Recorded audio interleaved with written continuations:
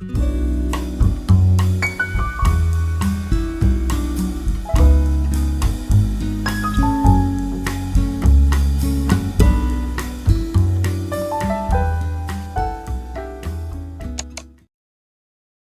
sont les risques côtiers qui menacent l'archipel guadeloupéen? Les principaux risques qui menacent le littoral de la Guadeloupe sont déjà d'une part l'érosion du littoral, qui est engendrée par la perte de sédiments sous l'action de la mer, ce qui peut induire un recul du littoral, du coup une perte de terrain.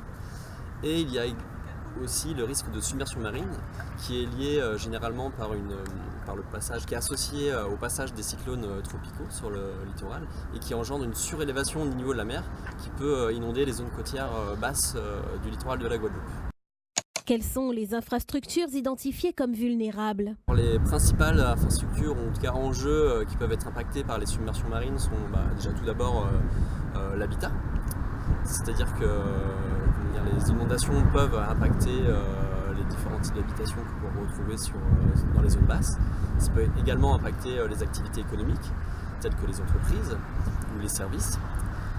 Peuvent être également impactées les infrastructures, telles que les infrastructures routières, de transport, notamment la zone portuaire ici dans le contexte du port de Jarry. De quels impacts économiques potentiels parle-t-on? Les impacts économiques peuvent être directs, d'une part, par rapport aux entreprises. Si on a des dommages sur les bâtis, les entrepôts, ça peut être des impacts aussi sur les stocks des entreprises.